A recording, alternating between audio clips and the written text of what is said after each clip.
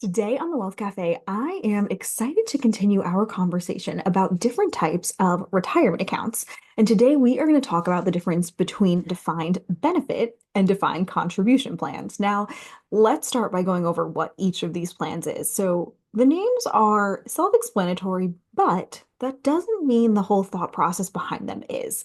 So, let's start with defined benefit plans. So, defined benefit plans, these were very popular in the 1900s. So a defined benefit plan is something like a pension or an annuity, something where you are sitting here saying, I am going to receive a certain amount of money during this retirement time period. Defined benefit. You know exactly how much money you will get. You also might be able to map out and say, okay, if I were to delay receiving this amount of money, I would see an increase each year.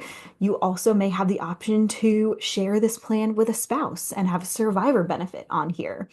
And these are very costly for employers to run, which is why they were popular back when our lifespans were a lot shorter because once you passed away or once you and your spouse passed away, your employer no longer had to pay out the defined benefits that were coming from this plan.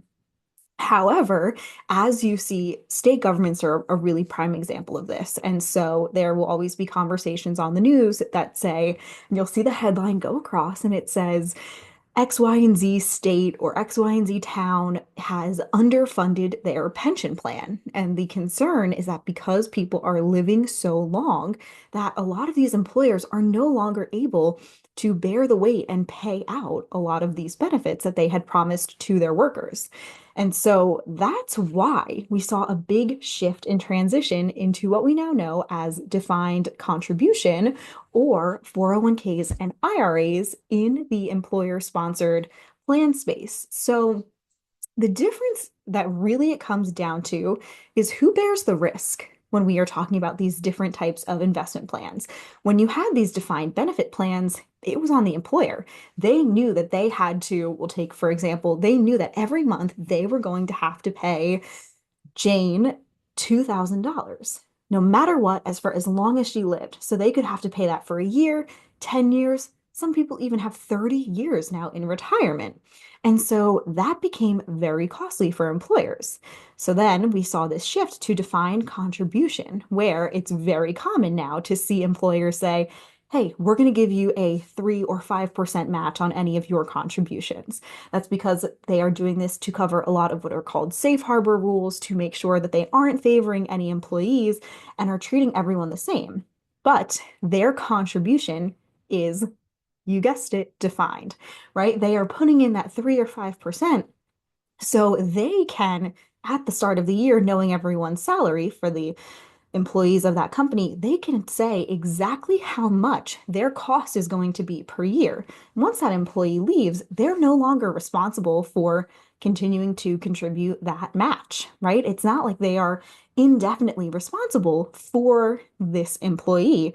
If they live longer, that's on the employee. So that risk has really shifted. So, with these changes, though, we need to, as employees, keep in mind okay, we are the ones driving this. There is no one forcing you to save for retirement. There is no guarantee coming behind saying, hey, here's how much you are going to get each month. I know when I sit down with a lot of clients, we will open up their retirement portals and it's funny. I'll always see in the corner it shows kind of a circular diagram and in it has a number and it's like if you can keep contributing at this rate, you're expected to receive this much a month in retirement. And I just sit there and laugh because people then get really stuck on that number and they think, oh, that's the amount that I'm guaranteed to receive. Not necessarily, right? It depends on a lot of different factors on if you keep contributing at that rate, what your account rate is growing at, and you're not going to be maintaining the same amount of risk for your entire life. So I always encourage clients not to get too caught up on that number and really focus on are we contributing enough to get you to be at your needs for retirement? Because you now, as the employee with a 401k and an IRA, you now bear all of this investment risk. What is nice is that you are in control.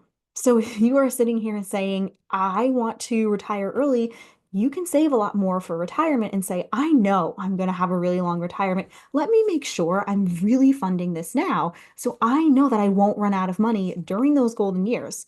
Or you might be on the other end of that spectrum saying, I plan on working for a while or maybe working part-time at the start of retirement. I'm actually not going to need to pull as much money. You can sit there and say, hey, I'm going to contribute a little less or find the amount that makes sense for the lifestyle that you want to live.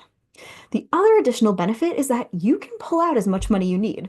I had a client when I was working at a large bank who decided to take his entire extended family on this over-the-top cruise around, it was in Italy and France. And so he was taking all of his extended family.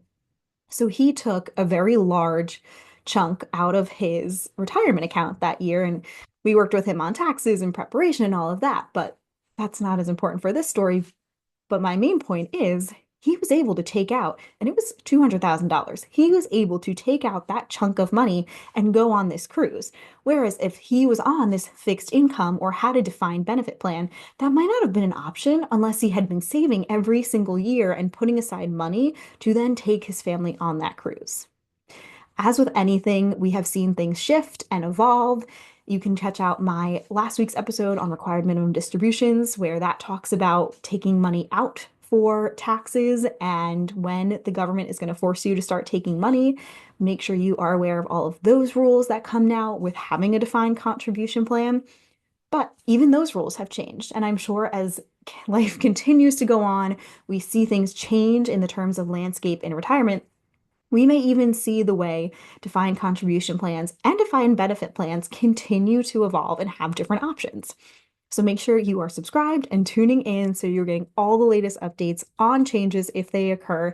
And we are going to continue to talk about how each of these different types of accounts play into your portfolio and are part of this bigger picture.